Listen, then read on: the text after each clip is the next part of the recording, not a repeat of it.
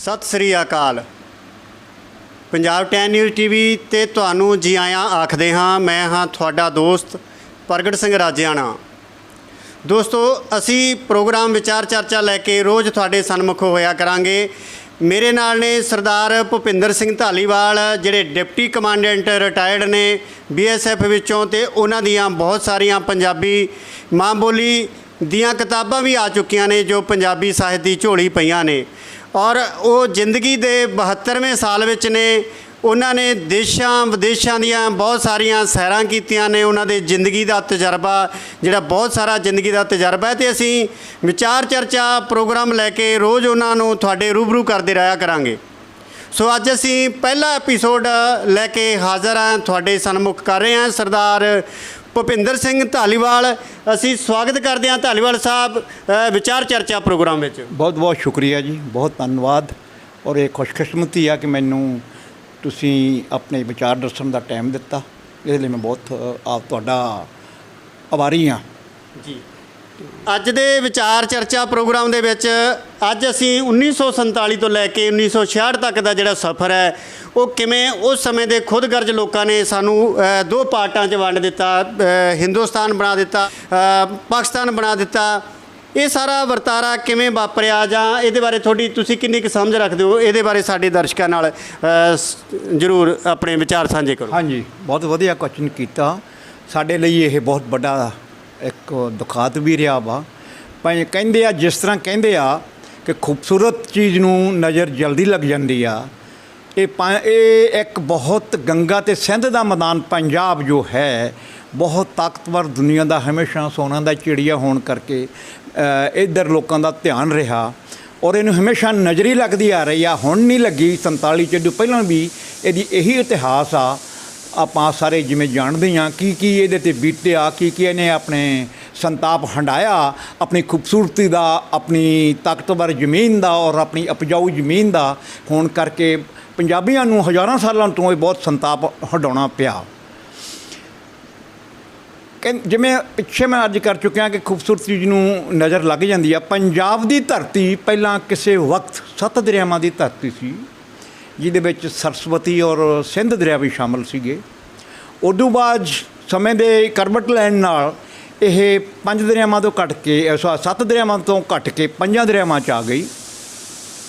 आखिर खुदगर्ज सोच अज उस टाइम की खुदगर्ज राजनीतिक सोच ने अपने वकार नूं उच्चा रखण की खातर, अपनी होंद नूं दिखाउण की खातर इस खूबसूरत हिंदुस्तान तो आज़ाद होया लेकिन हिंदुस्तान की वंड करवा दी। वंड हिंदुस्तान की तो की होनी सी, ये एक पंजाब की वंड हुई है। पंजाब की वंड भी इस तरीके की दर्दनाक हुई, इस तरीके की दर्दनाक हुई कि दुनिया च एक इतिहास आ। 10 लाख आदमियों का खून बह चुकिया, लखां लड़कियां की इज्जत लुटी गई, बच्चे मारे गए, घरों बेघर हो गए।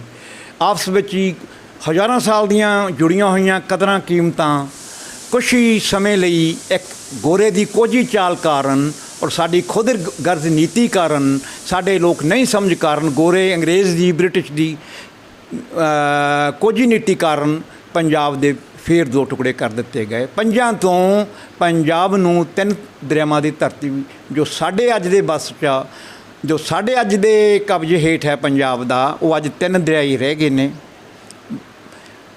और 2 दरिया उधर पाकिस्तान वाले वो होले। पाकिस्तान का पंजाब जो है वो 5 दरियावां ही उत्थे वग रहे ने, लेकिन साडी कोल 3 दरिया रह गए ने।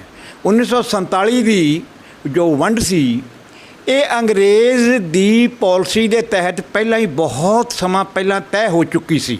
चर्चिल के टाइम तो पहले इन्होंने स्ट्रैटेजी बन चुकी सी कि ये उपजाऊ शक्ति उन्होंने जैसे ही जिमें उन्होंने दुनिया ते राज किया, वो हमेशा जिमें पंजाब की वंड हुई इस ही तरह इन्होंने बंगाल की वंड की। उन्होंने कोझी चाल सी क्योंकि पंजाबियों ने और बंगालियों ने हमेशा उन्होंने राज नूं ललकारिया सीगा।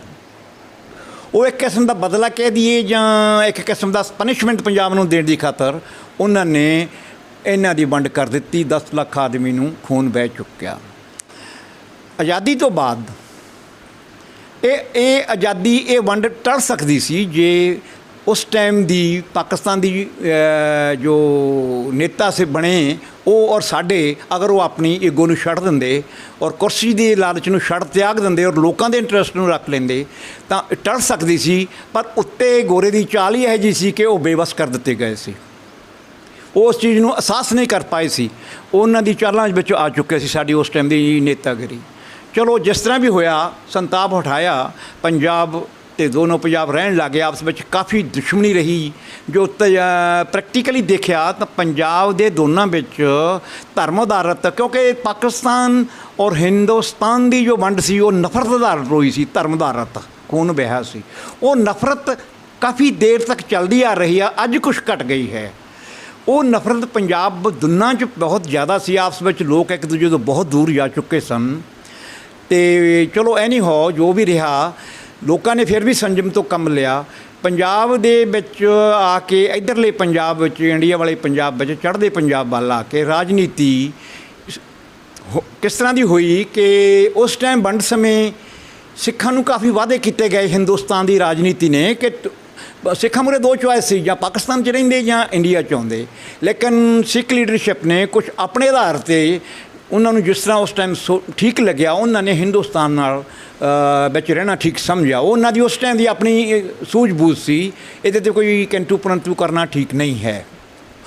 ਅਤੇ ਹਿੰਦੁਸਤਾਨ ਵਿੱਚ ਆ ਕੇ ਜੋ ਹਿੰਦੁਸਤਾਨ ਦੇ ਸਿੱਖ ਕੌਮ ਨਾਲ, ਖਾਸ ਕਰ ਪੰਜਾਬੀਆਂ ਨਾਲ ਵਾਅਦੇ ਕੀਤੇ ਸੀ ਪੰਜਾਬ ਇੰਡੀਅਨ ਗੌਰਮੈਂਟ ਨੇ, ਉਹਨਾਂ ਨੂੰ ਪੂਰੇ ਕਰਨ ਤੋਂ ਫਿਰ ਉਹ ਨਹੀਂ ਕੀਤੇ, ਜਿਸ ਕਰਕੇ ਪੰਜਾਬ ਦੇ ਅੰਦਰ ਪੰਜਾਬੀ ਭਾਸ਼ਾ ਨੂੰ ਲੈ ਕੇ, ਪੰਜਾਬੀ ਰਾਈਟ ਨੂੰ ਲੈ ਕੇ ਕਾਫੀ ਮੂਵਮੈਂਟਾਂ ਚੱਲ ਪਈਆਂ। ਉਹ ਮੂਵਮੈਂਟਾਂ ਬਹੁਤ ਚੱਲੀਆਂ, ਪੰਜਾਬੀ ਸੂਬੇ ਦੇ ਰੂਪ ਵਿੱਚ ਆਈਆਂ ਔਰ ਹੋਰ ਕਈ ਕਿਸਮ ਦੀਆਂ ਮੂਵਮੈਂਟਾਂ ਚੱਲੀਆਂ। ਪੰਜਾਬੀ ਸੂਬੇ ਦਾ ਮੋਰਚਾ ਕਾਫੀ ਲੰਮਾ ਚੱਲਿਆ। ਆਖਰ 1966 ਵਿੱਚ ਆ ਕੇ ਪੰਜਾਬੀ ਸੂਬਾ ਵੀ ਬਣ ਗਿਆ। ਪੰਜਾਬੀ ਸੂਬਾ ਕਿਸ ਤਰ੍ਹਾਂ ਦਾ ਬਣ ਗਿਆ ਉਹ ਤੁਸੀਂ ਦੇਖ ਹੀ ਸਕਦੇ ਹੋ ਕਿ ਲੰਗੜਾ ਪੂਰਾ ਹੈ ਨਹੀਂ ਪੰਜਾਬੀ ਸੂਬੇ ਦੇ ਅੰਦਰ। ਉਹ ਪੰਜਾਬੀ ਬੋਲਦੇ ਇਲਾਕੇ ਨਹੀਂ ਆ ਪਾਏ, ਬਾਹਰ ਬੈਠੇ ਆ, ਬਾਹਰ ਰੱਖਦੇ ਇਲਾਕੇ ਸਾਰੇ ਉਹ। ਅਤੇ ਉਸ ਤਰ੍ਹਾਂ ਦਾ ਇੱਕ ਅਧੂਰਾ ਜਿਹਾ ਪੰਜਾਬ ਬਣ ਗਿਆ। ਅਤੇ ਉਹ ਅਧੂਰੇ ਪੰਜਾਬ ਦੇ ਤਿੰਨ ਹਿੱਸੇ ਹੋ ਗਏ। ਹੁਣ ਪੰਜਾਬ 'ਚ ਹਿਮਾਚਲ, ਹਰਿਆਣਾ ਔਰ ਇਹ ਕੀ ਇਹਦਾ ਨਾਂ ਆ, ਪੰਜਾਬ ਜੋ ਹੈ ਹੀ ਇਹ ਆਪਣੇ ਤਿੰਨਾਂ ਦਰਿਆਵਾਂ ਵਾਲਾ। ਤਾਂ ਇਸ ਕਰਕੇ ਹੁਣ ਪੰਜਾਬ ਦਾ ਜਿਹੜਾ ਇੱਕ ਸਕੋਪ ਸੀ ਘਟ ਗਿਆ। ਪੰਜਾਬ ਦੀ ਜਿਹੜੀ ਰਾਜਨੀਤੀ ਸੀ ਉਹ ਮੁੱਢ ਤੋਂ ਲੈ ਕੇ ਪਹਿਲਾਂ ਤੱਕ ਉਹਦੇ 'ਚ ਬਹੁਤ 1947 ਤੋਂ ਲੈ ਕੇ 1966 ਤੱਕ ਜੋ ਰਾਜਨੀਤੀ ਸੀ ਔਰ ਪ੍ਰਸ਼ਾਸਨਿਕ ਸਿਸਟਮ ਸੀ ਪੰਜਾਬ ਦੇ ਅੰਦਰ, ਉਹ ਵਿਦੇਸ਼ੀ ਪ੍ਰਭਾਵ ਦੀ ਤਰ੍ਹਾਂ ਰਿਹਾ। ਕਾਫੀ ਸਾਫ ਸੁਥਰਾ ਔਰ ਨੈਤਿਕਤਾ ਆਧਾਰਿਤ ਸੀ। ਕਰਪਸ਼ਨ ਨਹੀਂ ਸੀ, ਭ੍ਰਿਸ਼ਟਾਚਾਰ ਬਿਲਕੁਲ ਨਹੀਂ ਸੀ, ਰਾਜਨੀਤੀ ਸਾਫ ਸੁਥਰੀ ਚੱਲ ਰਹੀ ਸੀ। ਕਾਂਗਰਸ ਪਾਰਟੀ ਪਾਵਰ 'ਚ ਸੀ। ਉਹ ਕਾਫੀ ਦੇਰ ਲੰਮਾ ਸਮਾਂ ਕੀਤਾ ਰਾਜ ਉਸਨੇ ਪੰਜਾਬ 'ਤੇ ਵੀ ਔਰ ਹਿੰਦੁਸਤਾਨ 'ਤੇ ਵੀ। ਹੋਰ ਛੋਟੀਆਂ ਮੋਟੀਆਂ ਪਾਰਟੀਆਂ ਸੀਗੀਆਂ, ਅਕਾਲੀ ਦਲ ਸੀ, ਖੱਬੇ ਪੱਖੀ ਸੀ, ਉਹਨਾਂ ਨੇ ਉਹ ਛੋਟੇ ਮੋਟੇ ਰੂਪ 'ਚ ਸੀ। ਖੈਰ ਉਹ ਕਾਫੀ ਉਸ ਜੋ ਵੀ ਪ੍ਰਸ਼ਾਸਨਿਕ ਸਿਸਟਮ ਸੀ ਬਹੁਤ ਸਾਫ ਸੁਥਰਾ ਚੱਲਦਾ ਰਿਹਾ। ਭ੍ਰਿਸ਼ਟਾਚਾਰ ਬਿਲਕੁਲ ਘੱਟ ਸੀ। ਜੇ ਭ੍ਰਿਸ਼ਟਾਚਾਰ ਸੀ ਤਾਂ ਬਹੁਤ ਹੀ ਡਰ ਕੇ ਸੀ। ਇਸ ਚੀਜ਼ ਦਾ ਇੱਕ ਹੋਰ ਚੀਜ਼ ਹੈ ਕਿ ਮੈਂ ਇੱਥੇ ਕਹਿਣਾ ਚਾਹੂੰਗਾ ਕਿ ਭ੍ਰਿਸ਼ਟਾਚਾਰ ਦੀ ਬਿਮਾਰੀ ਨੂੰ ਅਗਰ ਪਹਿਲਾਂ ਹੀ ਤੋਂ ਨਕੇਲ ਪਾ ਲਈ ਜਾਂਦੀ ਜਦੋਂ ਅਸੀਂ ਆਜ਼ਾਦ ਹੋਏ ਸੀ, ਤਾਂ ਇਹ ਅੱਜ ਦਾ ਰੂਪ ਨਹੀਂ, ਅੱਜ ਦਾ ਡਰਾਉਣਾ ਰੂਪ ਨਹੀਂ ਧਾਰਨ ਕਰ ਸਕਦੀ ਸੀ। ਰਾਜਨੀਤਿਕ ਔਰ ਭ੍ਰਿਸ਼ਟਾਚਾਰ ਜੋ ਚੱਲ ਰਿਹਾ ਸਾਡਾ ਵਾ, ਪਹਿਲਾਂ ਪਹਿਲ ਜਦੋਂ ਆਏ ਆ ਨਹਿਰੂ ਜੀ ਦਾ ਜ਼ਮਾਨਾ ਸੀ, ਉਸ ਟਾਈਮ ਭ੍ਰਿਸ਼ਟਾਚਾਰ ਬਿਲਕੁਲ ਨਹੀਂ ਸੀ, ਸਾਫ ਸੁਥਰਾ 'ਚ ਕੰਮ ਚੱਲਦਾ ਰਿਹਾ। ਆਜ਼ਾਦੀ ਤੋਂ ਬਾਅਦ ਇੱਕ ਮਿਨਿਸਟਰ ਆ, ਮੈਨੂੰ ਹੁਣ ਯਾਦ ਨਹੀਂ, ਉਹਨੇ ਥੋੜ੍ਹੀ ਜਿਹੀ ਭ੍ਰਿਸ਼ਟਾਚਾਰ ਦਾ ਕੰਮ ਕੀਤਾ ਤਾਂ ਉਹਦੀ ਸ਼ਿਕਾਇਤ ਲੈ ਕੇ ਇੱਕ ਦੂਸਰਾ ਮੰਤਰੀ ਨਹਿਰੂ ਜੀ ਪਾਸ ਗਿਆ। ਉਹਨੇ ਜਾ ਕੇ ਨਹਿਰੂ ਜੀ ਨੂੰ ਦੱਸਿਆ ਕਿ ਨਹਿਰੂ ਸਾਹਿਬ ਆ ਬੰਦੇ ਨੇ ਆ ਬੇਈਮਾਨੀ ਕੀਤੀ ਆ, ਭ੍ਰਿਸ਼ਟਾਚਾਰ ਕੀਤਾ। ਨਹਿਰੂ ਸਾਹਿਬ ਨੇ ਕੁਛ ਦੇਰ ਸੋਚਿਆ ਔਰ ਫਿਰ ਉਦੋਂ ਮਿਨਿਸਟਰ ਨੂੰ ਜਵਾਬ ਦਿੱਤਾ, ਚਲੋ ਯਾਰ ਛੱਡੋ, ਇਹ ਬੜੀ ਛੋਟੀ ਜਿਹੀ ਗੱਲ ਆ। ਉਹ ਮਿਨਿਸਟਰ ਚੁੱਪ ਹੋ ਕੇ ਚਲਿਆ ਗਿਆ। ਕੁਝ ਸਮੇਂ ਬਾਅਦ ਜਿਹੜੇ ਮਿਨਿਸਟਰ ਨੇ ਸ਼ਿਕਾਇਤ ਕੀਤੀ ਸੀ ਉਹੀ ਨਹੀਂ ਭ੍ਰਿਸ਼ਟਾਚਾਰ ਦਾ ਕੰਮ ਕੀਤਾ, ਕੁਛ ਕਰਪਸ਼ਨ ਕੀਤੀ, ਨੋਇੰਗਲੀ ਕਰ ਲਓ ਜਾਂ ਜਾਣਬੁੱਝ ਕੇ ਕਰ ਲਓ ਜਾਂ ਕੋਈ। ਨਹਿਰੂ ਸਾਹਿਬ ਨੇ ਟੈਸਟ ਲੈਣ ਦੇ ਮਾਰੇ ਨਹੀਂ ਕੀਤੀ ਤਾਂ ਉਹਦੀ ਰਿਪੋਰਟ ਲੱਗੀ ਨਹਿਰੂ ਸਾਹਿਬ ਨੂੰ। ਤਾਂ ਨਹਿਰੂ ਸਾਹਿਬ ਨੇ ਬੁਲਾਇਆ ਉਹਨਾਂ ਨੂੰ, ਉਹਨੂੰ ਬੋਲਿਆ ਵੀ ਮਿਨਿਸਟਰ ਸਾਹਿਬ ਤੁਸੀਂ ਭ੍ਰਿਸ਼ਟਾਚਾਰ ਦਾ ਕੰਮ ਕੀਤਾ। ਉਹ ਕਹਿੰਦੇ ਜੀ ਤੁਸੀਂ ਤਾਂ ਕਿਹਾ ਸੀਗਾ ਵੀ ਇਹ ਛੋਟਾ ਮੋਟਾ ਕੰਮ ਆ, ਚਲੋ ਚੱਲਦਾ ਰਹਿੰਦਾ, ਇਹ ਛੋਟਾ ਮੋਟੀ ਮੈਂ ਕਰਤਾ। ਤਾਂ ਨਹਿਰੂ ਸਾਹਿਬ ਚੁੱਪ ਹੋ ਗਏ, ਉਹਨਾਂ ਨੂੰ ਥੱਲੇ ਦੇਖਣਾ ਪਿਆ। ਖੈਰ ਉਦੋਂ ਬਾਅਦ ਇਸ ਤਰ੍ਹਾਂ ਦੀ ਇਹ ਲੁਕ ਛਿਪ ਕੇ ਕੰਮ ਹੁੰਦਾ ਸੀ। ਲੇਕਿਨ ਸਨ 1947 ਚ 48 ਚ ਆ ਕੇ ਪਹਿਲੀ ਦਫਾ ਜੋ ਭ੍ਰਿਸ਼ਟਾਚਾਰ ਦਾ ਕੇਸ ਹੋਇਆ ਜਾਂ ਰਾਜਨੀਤਿਕ ਭ੍ਰਿਸ਼ਟਾਚਾਰ ਦਾ ਕੰਮ ਸ਼ੁਰੂ ਹੋਇਆ ਉਹ 1948 ਵਿੱਚ ਪਹਿਲਾ ਕੇਸ 200 ਮਿਲਟਰੀ ਜੀਪਾਂ ਖਰੀਦਣ ਦਾ ਇੰਗਲੈਂਡ ਤੋਂ ਸ਼ੁਰੂ ਹੋਇਆ ਸੀ। ਉਸ ਟਾਈਮ ਸਾਡੇ ਜੋ ਹਾਈ ਕਮਿਸ਼ਨਰ ਸੀ ਉਹਨਾਂ ਦੀ ਇਨਵੋਲਵਮੈਂਟ ਹੋਈ, ਕ੍ਰਿਸ਼ਨਾ ਮੈਨਨ ਸੀ शायद, पक्का मैं गलत भी हो सकता, लेकिन जो मेरी नॉलेज के मुताबिक है वो कृष्णा मैनन सी। वो 200 मिलटरी जीपां की बंदा गफला उन्होंने सिर गले फलापदा सी। ਉਹਦੇ 'ਤੇ ਕਾਫੀ ਹੋਇਆ, ਇਨਕੁਆਰੀ ਬੈਠੀ, ਖੈਰ ਉਹਨੂੰ ਗਫਲੇ ਨੂੰ ਵਿੱਚ ਸਮੇਟ ਕੇ ਉਹਨਾਂ ਨੂੰ ਕਲੀਅਰ ਹੋ ਗਏ, ਉਹ ਵਿੱਚੇ ਹੀ ਰਹਿ ਗਿਆ ਪੈਂਡਿੰਗ। ਆਖਰ ਆਪਣੇ ਉਹ ਜੋ ਹਾਈ ਕਮਿਸ਼ਨਰ ਸਾਹਿਬ ਥੇ ਕ੍ਰਿਸ਼ਨਾ ਮੈਨਨ ਜੀ, ਉਹਨਾਂ ਨੂੰ ਨਹਿਰੂ ਸਾਹਿਬ ਨੇ 1958 'ਚ ਆਪਣਾ ਰੱਖਿਆ ਮੰਤਰੀ ਬਣਾ ਦਿੱਤਾ। ਉਸ ਤੋਂ ਬਾਅਦ ਇਹ ਐਨਕਰੇਜਮੈਂਟ ਮਿਲਦੀ ਗਈ, ਇੱਕ ਉਤਸ਼ਾਹਤ ਹੁੰਦਾ ਗਿਆ। ਉਹ ਭ੍ਰਿਸ਼ਟਾਚਾਰ, ਰਾਜਨੀਤੀ ਦਾ ਲੂਜ਼ ਹਰਕਤ, ਭ੍ਰਿਸ਼ਟਾਚਾਰ, ਭਾਈ ਭਤੀਜਾਵਾਦ, ਆਪਸ ਵਿੱਚ ਅੰਦਰੂਨੀ ਫੇਵਰ, ਜੋ ਇੱਕ ਦੂਜੇ ਦੀ ਮਦਦ ਕਰਨੀ, ਇੱਕ ਆਪਣੀ ਪਸੰਦ ਦੇ ਨੇਤਾ ਦੀ ਮਦਦ ਕਰਨੀ, ਲਾਈਕ ਦੈਟ। ਉਸ ਕਾਰਨ ਭ੍ਰਿਸ਼ਟਾਚਾਰ ਦੀ ਇਹ ਬਿਮਾਰੀ ਰਾਜਨੀਤੀ ਦੇ ਅੰਦਰ ਵੱਧਦੀ ਇਹ ਸਿਵਲ ਪ੍ਰਸ਼ਾਸਨ ਚਲੀ ਗਈ। ਨੈਚੁਰਲੀ ਜਦੋਂ ਰਾਜਨੀਤੀ ਦੀ ਜੋ ਜੜ ਹੈ, ਰਾਜਨੀਤੀ ਦੇ ਵਿੱਚ ਜਾਂ ਆਪਾਂ ਐਂ ਕਹਿ ਲਈਏ ਕਿ ਬਾਕੀ ਤਾਂ ਹਰ ਚੀਜ਼ ਦੀ ਜੜ ਧਰਤੀ 'ਚ ਹੁੰਦੀ ਆ। ਹਮੇਸ਼ਾ ਦੇਖੋ ਕਿ ਹਰ ਚੀਜ਼ ਦੀ ਜੋ ਰੂਟ ਆ ਜਾਂ ਜੜ ਆ ਉਹ ਜ਼ਮੀਨ 'ਚ ਹੁੰਦੀ ਆ, ਲੇਕਿਨ ਭ੍ਰਿਸ਼ਟਾਚਾਰ ਦੀ ਜੜ ਅਸਮਾਨ 'ਚ ਆ, ਉੱਪਰ ਆ। ਇਹ ਉੱਪਰੋਂ ਸ਼ੁਰੂ ਹੁੰਦੀ ਆ, ਹੈੱਡ ਤੋਂ ਸ਼ੁਰੂ ਹੁੰਦੀ ਆ, ਚਾਹੇ ਉਹ ਰਾਜਨੀਤਿਕ ਹੈੱਡ ਹੈ, ਚਾਹੇ ਉਹ ਡਿਕਟੇਟਰਸ਼ਿਪ ਹੈ, ਚਾਹੇ ਉਹ ਕਿਸੇ ਕਿਸਮ ਦਾ ਵੀ ਹੈ ਪ੍ਰਸ਼ਾਸਨਿਕ ਜੋ ਹੈੱਡ ਹੈ, ਉੱਥੋਂ ਸ਼ੁਰੂ ਹੋ ਕੇ ਖ਼ਤਮ ਹੋ ਜਾਂਦੀ ਆ, ਥੱਲੇ ਆ ਕੇ ਕਰਪਟ ਹੋ ਜਾਂਦੇ ਨੇ। ਤੋ ਇਸ ਕਰਕੇ ਜੋ ਪ੍ਰਸ਼ਾਸਨਿਕ ਜਿਹੜਾ ਉੱਥੋਂ ਸ਼ੁਰੂ ਹੁੰਦੀ ਹੈ ਇਹ, ਫਿਰ ਇਹ ਸ਼ੁਰੂ ਹੋ ਕੇ ਇਹ ਥੱਲੇ ਤੱਕ ਪਹੁੰਚ ਜਾਂਦੀ ਆ। ਉਦੋਂ ਬਾਅਦ ਜਦੋਂ ਫਿਰ ਇਹ ਹੌਲੀ ਹੌਲੀ ਰਾਜਨੀਤੀ ਆਪਣੇ ਫੈਲਣੀ ਸ਼ੁਰੂ ਹੋਈ, ਫੈਲਦੀ ਇਹ 1966 ਤੱਕ 65 ਤੱਕ ਕਾਫੀ ਦੂਰ ਤੱਕ ਆ ਗਈ ਸੀ। ਪਹਿਲਾਂ ਮੈਂ ਖੁਦ ਤੁਹਾਨੂੰ ਦੱਸਦਾ, ਅਗਰ ਕੋਈ ਰਿਸ਼ਵਤ ਲੈਂਦਾ ਸੀ ਆਦਮੀ ਜਾਂ ਕੋਈ ਮਹਿਕਮੇ 'ਚ ਕੋਈ ਇਸ ਤਰ੍ਹਾਂ ਦੀ ਗੱਲ ਹੁੰਦੀ ਸੀ, ਉਸ ਆਦਮੀ ਨੂੰ ਬਿਲਕੁਲ ਹੀ ਸਮਾਜ ਵਿੱਚੋਂ ਨਕਾਰ ਦਿੱਤਾ ਜਾਂਦਾ ਸੀ ਕਿ ਛੱਡ ਯਾਰ, ਇਹ ਤਾਂ ਭ੍ਰਿਸ਼ਟ ਆਦਮੀ ਆ, ਇਹ ਤਾਂ ਰਿਸ਼ਵਤਖੋਰ ਆਦਮੀ ਆ, ਪੈਸੇਖੋਰ ਆਦਮੀ ਆ, ਇਹ ਯਾਰ ਇਹਨੇ ਕੀ ਗੱਲ ਹੈ। ਕੋਈ ਟਮਾਟਰਲਾ ਆਦਮੀ ਡਿਪਾਰਟਮੈਂਟ 'ਚ ਹੁੰਦਾ ਸੀ, ਉਹ ਟਮਾਟਰਲੇ ਆਦਮੀ ਇਲਾਕੇ ਪਿੰਡ 'ਚ ਹੁੰਦਾ ਸੀ, ਉਹਨੂੰ ਨਫ਼ਰਤ ਨਾਲ ਲੋਕ ਦੇਖਦੇ ਹੁੰਦੇ ਸੀ, ਕਰਪਟ ਆਦਮੀ ਹੈ, ਭ੍ਰਿਸ਼ਟ ਆਦਮੀ ਹੈ। ਅੱਜ ਕੀ ਹਾਲਤ ਹੋ ਗਈ ਹੈ ਤੁਸੀਂ ਆਪ ਹੀ ਦੇਖ ਲਓ। ਵਿਦਨ ਮੇਰੇ ਖਿਆਲ 'ਚ ਮੈਂ ਜੋ ਕਹੂੰਗਾ 60-62 ਤੋਂ ਬਾਅਦ ਇੱਕਦਮ ਹੀ ਅੱਜ ਤੱਕ ਇੰਨੀ ਚੇਂਜਿਸ ਆ ਗਈ ਹੈ ਕਿ ਹੁਣ ਭ੍ਰਿਸ਼ਟਾਚਾਰ ਤਾਂ ਖਤਮ ਹੀ ਹੋ ਚੁੱਕਿਆ, ਇੱਕ ਫੈਸ਼ਨ ਬਣ ਗਿਆ, ਇੱਕ ਰੂਟੀਨ ਮੈਟਰ 'ਚ ਆਮ ਰੂਟੀਨ ਜ਼ਿੰਦਗੀ ਦਾ ਮੈਟਰ ਬਣ ਗਿਆ ਕਿ ਭ੍ਰਿਸ਼ਟ ਤੋਂ ਸਭ ਤੋਂ ਜ਼ਿਆਦਾ ਪੈਸੇ ਰਿਸ਼ਵਤਖੋਰ ਮਹਿਕਮੇ ਨੂੰ ਦੁਨੀਆ ਪਸੰਦ ਕਰਦੀ ਆ, ਪ੍ਰੈਫਰ ਕਰਦੀ ਆ, ਨੌਕਰੀਆਂ ਦੇਣ ਲਈ ਲੱਖਾਂ ਰੁਪਈਆ ਦੀ ਰਿਸ਼ਵਤ ਦਿੰਦੀ ਆ। ਅੱਜ ਇਹ ਹਾਲਾਤ ਹੋ ਗਏ ਜਿਸ ਕਾਰਨ ਦੁਨੀਆ ਚਲਾ ਰਹੀ ਹੈ। ਹਰ ਆਦਮੀ ਰੋ ਰਿਹਾ ਵਾ ਵੀ ਆਹ ਹੋ ਰਿਹਾ ਵਾ, ਲੇਕਿਨ ਬੇਵੱਸ ਆ, ਕਰ ਕੁਛ ਨਹੀਂ ਸਕਦਾ। ਉਸ ਦਾ ਕਾਰਨ ਕੀ ਆ? ਜੋ ਫੈਂਸੀ ਪਹਿਲਾਂ ਤੋਂ ਹੀ ਬਣੀ ਸੀ, ਪਹਿਲਾਂ ਤੋਂ ਸਟਾਰਟਿੰਗ ਤੋਂ ਇਹਨੂੰ ਕੰਟਰੋਲ ਕੀਤਾ ਗਿਆ ਹੁੰਦਾ। ਇਸ ਚੀਜ਼ ਵੱਲ ਬਿਲਕੁਲ ਹੀ ਧਿਆਨ ਨਹੀਂ ਦਿੱਤਾ ਕਿ ਪ੍ਰਸ਼ਾਸਨ ਨੂੰ ਐਫੀਸ਼ੀਐਂਟ ਰੱਖਣ ਦੀ ਖਾਤਰ ਸਾਨੂੰ ਬਹੁਤ ਸਟਰੋਂਗ ਕਦਮ ਲੈਣੇ ਚਾਹੀਦੇ ਨੇ। ਇਹ ਸਾਡੇ ਪਿੱਛੇ ਤੋਂ ਹੀ ਲੂਜ਼ ਹੁੰਦੇ ਆਉਂਦੇ ਅੱਜ ਦੀ ਸਟੇਜ 'ਚ ਪਹੁੰਚ ਚੁੱਕੇ ਆ। ਅੱਜ ਇਹ ਇਸ ਸਟੇਜ 'ਚ ਆ ਚੁੱਕੇ ਆ ਕਿ ਕੈਂਸਰ ਦਾ ਰੂਪ ਧਾਰਨ ਕਰ ਚੁੱਕਿਆ। ਹੁਣ ਕਿੱਧਰੋਂ ਸ਼ੁਰੂ ਕਰੇ ਕੋਈ ਗੌਰਮੈਂਟ ਜਿਹੜੀ ਨਵੀਂ ਆਉਂਦੀ ਆ, ਉਹਨੂੰ ਪ੍ਰੋਬਲਮ ਆ। ਵੋਟਾਂ ਦਾ ਰਾਜ ਆ, ਹਰ ਇੱਕ ਨੂੰ ਲਾਲਚ ਆ, ਹਰ ਪਾਰਟੀ ਨੂੰ ਲਾਲਚ ਆ।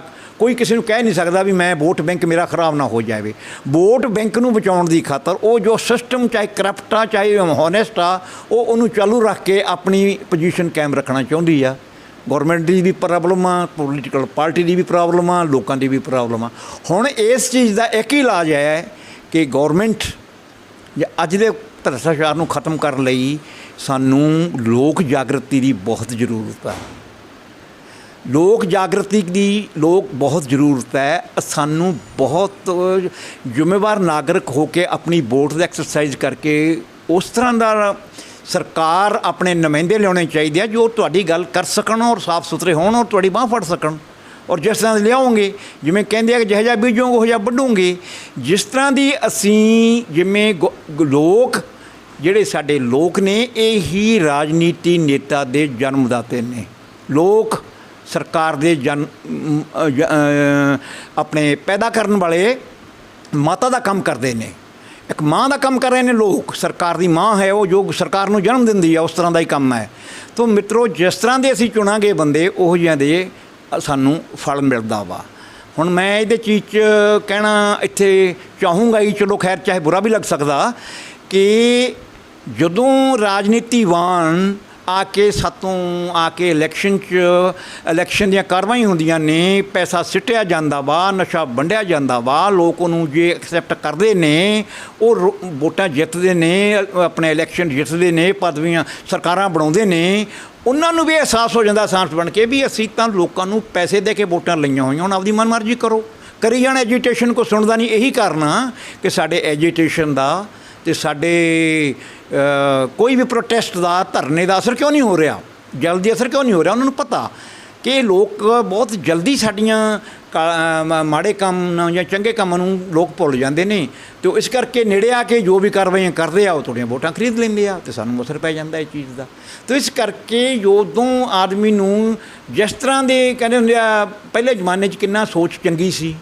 ਮੈਂ ਜਿਵੇਂ ਆਪਾਂ ਪਿੱਛੇ ਚਲੋ ਮੁੜ ਕੇ ਫਿਰ ਥੋੜ੍ਹਾ ਪਿੱਛੇ ਚੱਲਦੇ ਹਾਂ, ਕਿ ਜਦੋਂ ਕਿਸਾਨ ਦੇ ਅੰਦਰ ਚਲੇ ਜਾਓ, ਚਲੋ ਪਿੰਡੂ ਖੇਤਰ 'ਤੇ ਆਪਾਂ ਚੱਲਦੇ ਹਾਂ, ਸ਼ਹਿਰ 'ਚ ਤਾਂ ਤੁਹਾਨੂੰ ਪਤਾ ਹੀ ਆ, ਸ਼ਹਿਰ 'ਚ ਵੀ ਇੰਨਾ ਸੀ, ਇੱਕ ਕੁਦਰਤੀ ਰੱਬੀ ਡਰ ਹੁੰਦਾ ਸੀ। ਕਿਸਾਨ ਜਦੋਂ ਫਸਲ ਬੀਜਣ ਲੱਗਦਾ ਹੁੰਦਾ ਸੀ, ਸਭ ਤੋਂ ਪਹਿਲਾਂ ਹਲ ਜੋੜ ਕੇ ਜਦੋਂ ਪੂਰਨ ਲੱਗਦਾ ਸੀ, ਉਹ ਅਰਦਾਸ ਕਰਦਾ ਹੁੰਦਾ ਸੀ ਕਿ ਰਾਹੀ ਪਾਂਧੀ ਦੇ ਭਾਗਾਂ ਨੂੰ, ਚਿੜੀ ਜਨੌਰ ਦੇ ਭਾਗਾਂ ਨੂੰ। ਉਹ ਆਪਣੀ ਖੁਦਗਰਜੀ ਸੋਚਦਾ ਰੱਖਦਾ ਨਹੀਂ, ਜੋ ਲੋਕਾਂ ਲਈ ਸੋਚਦਾ ਹੁੰਦਾ ਸੀ। ਇੰਨਾ ਮੋਰਲ ਨੈਤਿਕ ਸਾਡਾ ਕਰੈਕਟਰ ਸੀ। ਅੱਜ ਤੁਸੀਂ ਦੇਖੋ ਸਾਡੇ ਪਿੰਡਾਂ ਦੀ ਕੀ ਹਾਲਤ ਆ, ਅਸੀਂ ਕਿੱਥੇ ਸੋਚ ਲੈ ਚੁੱਕੇ ਹਾਂ, ਆਪਦੀ ਲੈ ਗਏ ਹਾਂ। ਅੱਜ ਅਸੀਂ ਮੁਫਤ ਬਿਜਲੀ ਮੰਗ ਰਹੇ ਹਾਂ, ਹੋਰ ਚੀਜ਼ਾਂ, ਸਭ ਚੀਜ਼ਾਂ ਮੁਫਤ ਮੰਗ ਰਹੇ ਹਾਂ। ਅਸੀਂ ਮੁਫਤਖੋਰੇ ਹੁੰਦੇ ਜਾ ਰਹੇ ਹਾਂ।